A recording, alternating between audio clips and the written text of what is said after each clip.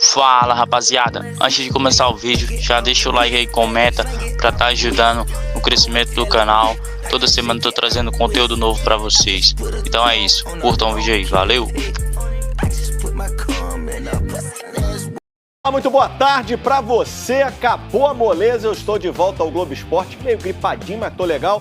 Vamos falar hoje de tênis, boxe, futsal, brasileirão como sempre, tem até o Gabigol no estúdio, gravando música, você vai ver daqui a pouco. Mas a gente começa falando, do Botafogo que enfrenta o Londrina hoje, é um jogo ao vivo, exclusivo, no Premier. Alerta para uma onda gigante de otimismo que invadiu o Botafogo.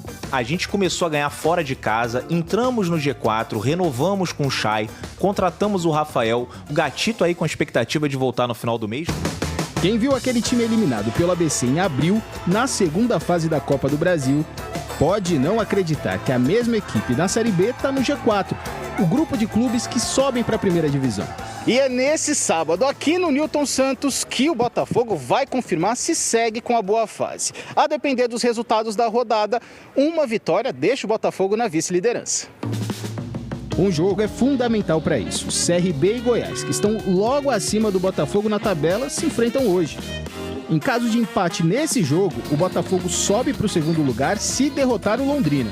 Eu brinco que o Botafogo se transformou nesses últimos dias em uma fábrica de notícias boas como há muito tempo a gente já não via. Para o jogo de logo mais, o Carly vai ser desfalque, com uma torção no tornozelo. Mas estão de volta o Diego Gonçalves, recuperado de lesão, e o Rafael Navarro, que volta de suspensão. O importante é terminar entre os 4 e subir para a Série A. Essa é a nossa missão, tô confiante, acreditando aí que nós vamos conseguir. Tem tempo que esse grito não sai da garganta do torcedor do Vasco. Essa aí foi a última vez, contra o Guarani em julho, na estreia do Lisca. 10 jogos sem marcar, a maior seca dele no clube. Passei várias vezes em minha carreira. Eu já passei por isso várias vezes na minha carreira. Eu encaro como algo natural. Eu sei que vai passar logo. O trabalho agora vai ser com o Fernando Diniz. Novo técnico chega hoje ao Rio, vai comandar o primeiro treino amanhã e vai ser apresentado oficialmente na segunda-feira. É hora de virar a página do passado. Não conectamos bem com o professor. Não conectamos bem com o professor Lisca. Ele implantou uma ideia de jogo que muitas vezes dentro de campo não aconteceu. E quem sabe com o Fernando Diniz volta a acontecer essa cena aí de novo. Torcedor do Vasco tá ansioso para ver gol do Cano. Amanhã, gente, o Fluminense vai enfrentar o São Paulo, 8h30 da noite é o jogo, ao vivo e exclusivo no Premier. E no Fluminense tem um cara que tá querendo retomar o espaço que perdeu. Você já deve ter ouvido por aí que a vida é uma gangorra, em que estamos um dia por baixo, outro dia por cima. Quem conhece bem esses altos e baixos é o atacante Caio Paulista. Em 2017, ele foi dispensado da base do Fluminense. No ano passado, voltou ao clube por empréstimo. Mas, num primeiro momento, não caiu nas graças da torcida. Eu estava trabalhando forte, mas não estava tendo boas atuações, não estava tendo uma boa performance. E é normal que a torcida quer o melhor para o clube. Mas nessa temporada, Caio subiu de produção. As boas atuações agradaram a torcida e a diretoria, que decidiu comprar 50% dos direitos econômicos do jogador por cerca de 8 milhões de reais. Caio renovou o contrato até 2026. Vamos! Essa renovação de contrato tem sido o começo de uma volta por cima, de uma história bonita, e espero que tenha muitas conquistas.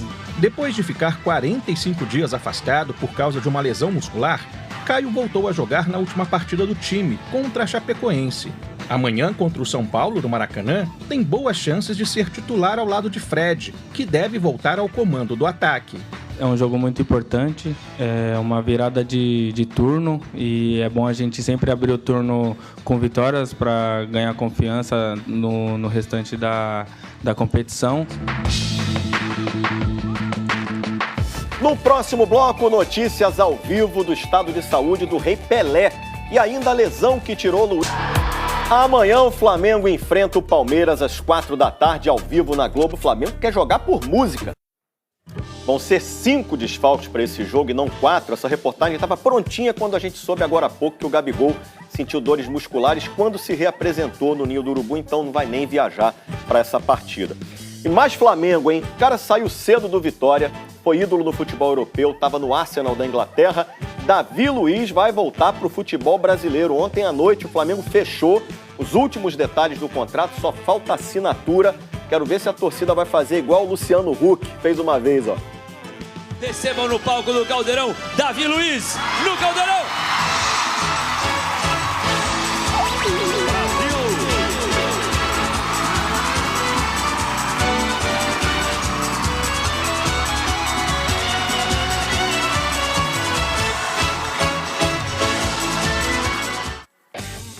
Eu usaria sem problema nenhum, mas por outros motivos, né? Vou mesmo a novela.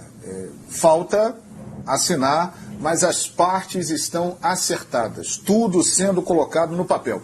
E o Twitter do Marcos Braz. Olha lá, Vitor Birner. Ponto.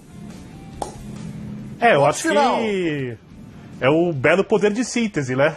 Para a torcida do Flamengo, né? Mostra que o dirigente consegue ser muito explicativo da maneira mais direta possível. Eu acho uma bela contratação, mais um jogador acima da média do futebol brasileiro que chega ao Flamengo, vai formar dupla com o zagueiro que, vale lembrar, era rejeitado no São Paulo também, né? Zagueiro de condomínio, segundo dizemos no tempo do São Paulo, campeão da Libertadores pelo Flamengo, Rodrigo Caio, convocado pela seleção brasileira, né? É uma situação repetitiva de um lado, a negativa, do outro a positiva, que é a chegada de grandes jogadores. E o Flamengo precisa ter um sistema de marcação bem acertadinho, né? O Davi Luiz para ter boa noção das funções dele em campo, é um zagueiro com bastante capacidade, mas a equipe precisa ajudá-lo. Tá? Se o Flamengo não estiver bem protegido, né? Se o Flamengo for vulnerável atrás, o zagueiro não vai atender às expectativas. Então, vai depender também da parte coletiva. A gente sempre ressalta isso, porque depois acontece alguma coisa, toma um gol ali num jogo importante e parece que a chegada do jogador tem que resolver tudo. Não, ele reforça bastante o potencial defensivo da dupla de zaga do Flamengo, melhora a jogada aérea consideravelmente, na frente e atrás, melhora a saída de bola, pode cometer algum equívoco, pode, mas melhora a saída de bola, é muito mais capaz do que qualquer jogador que possa concorrer com ele pela posição de zagueiro do lado em que atua, mas o time precisa ser coletivamente competitivo, forte na marcação, porque é um zagueiro que, quando exposto em algumas equipes, tomou algumas decisões equivocadas. Então eu acho que o Flamengo traz um senhor jogador. Ele saiu daqui muito novo, jogava no Vitória e o time baiano não estava na primeira divisão. Aí de lá ele foi para o Benfica e construiu a trajetória que todos nós conhecemos. Chelsea, Paris Saint-Germain, Chelsea, Arsenal, e agora ele não joga desde maio. E um detalhe, hein, Jean? Daqui a 12 dias, o Flamengo terá a primeira partida da semifinal da Libertadores da América contra o Barcelona. Ele chega meio que em cima da hora, mas ele vai entrar no time, Jean. E até lá, tirando o jogo com o Palmeiras, serão 2 jogos contra o Grêmio, Jean. Eu acho que ele chega, enfim, ainda em tempo de ser importante na Libertadores, no Brasileiro sem dúvida alguma. É daquelas contratações cujo risco é muito pequeno, né? E aí tem muito a ver com essa trajetória que você falou, claro, tem a ver com o fato de que ele tem jogado, né, há muito tempo no mais alto patamar do futebol mundial. São poucos os jogadores que saem da Europa e voltam para o Brasil. Agora tem sido mais constante até, mas que saem desse nível de futebol para vir jogar aqui, né? Mas não passou bem pelo Arsenal, não estava bem nessa última passagem. Vale exatamente a mesma coisa que a gente falou em relação ao William, né? Quem tem tido boas passagens pelo Arsenal nos últimos tempos. Então acho que é um jogador, claro, muito acima da média. Os problemas que ele poderia ter, eu entendo o que o Birner está falando, mas ele e aí vou até fazer o paralelo com o Daniel Alves, né, que tem essa coisa que a gente já falou muito do Daniel Alves no programa, mas o Davi Luiz, para mim, ele é meio que o oposto. Ele é o oposto, ele é completamente o inverso do Daniel Alves do ponto de vista da postura, de como se posiciona. É um jogador também muito inteligente, é um jogador que acho que tem consciência hoje, né, do que pode ser um problema para ele, do que não pode ser. Acho que é um cara que chega para ajudar em diversos aspectos o Flamengo, né? Não só, evidentemente, com a sua presença. Eu não os comparei, tá, Jean? Vale lembrar isso, tá? Por favor. Mas de maneira alguma eu estou falando que você os comparou, de maneira alguma. Por favor. Não, eu sei. Eu que tô comparando para dizer, ele é exatamente o oposto do Daniel Alves em relação à postura. Eu acho que no quanto ele pode ajudar. E eu me lembro que quando o Daniel Alves chegou ao São Paulo, eu me lembro de ter falado isso com todas as letras. Ficou aquela história da liderança, né? Porque aqui no Brasil, muitas vezes, o jogador famoso, ele é o líder. Não, chegou para ser o líder do time, é o cara que vai ter ascendência em cima dos outros, sobre os mais jovens e tal. Pode até ter ascendência, mas eu acho que liderança é uma outra coisa. Não basta você ser famoso, ou você ter uma carreira vitoriosa para você ser líder. Eu acho que, né, dado o contexto de onde ele vem, para o contexto em que ele chega, o Davi Luiz vai poder ajudar muito mais nesse aspecto até do que o Daniel Alves ajudou. Então eu acho que nesse aspecto eles são completamente diferentes. Ambos são jogadores tecnicamente acima da média, isso não se discute. Eu acho que ele tem muito a acrescentar. Tem essa questão realmente que o Birner falou, né, como o Flamengo vai jogar e como vai proteger os seus zagueiros. Claro, ele ficou marcado muitas vezes por um lance ou outro, uma falha ou outra, em que eventualmente ele também estivesse muito exposto. Mas eu acho, repito, que a própria inteligência dele vai ajudar não só os demais companheiros, mas talvez até o próprio Renato Gaúcho a encontrar aí as melhores soluções. Acho que é uma grande contratação, mas isso é meio chover no molhado quando a gente fala de um jogador que sai de um dos times principais da Premier League, ainda que não viva um bom momento esse time, mas ele sai de um dos principais times da Premier League direto, né, desembarcando no Brasil. É verdade. Aliás, destacar aí a janela do Flamengo, né, que como todas as equipes passa por problemas financeiros também, embora esteja numa situação melhor do que a maioria. O Flamengo trouxe o Andréas Pereira do Manchester United e o Kennedy do Chelsea por empréstimo, bancando os salários desses jogadores e lá na frente, daqui a um ano, tendo uma opção de compra.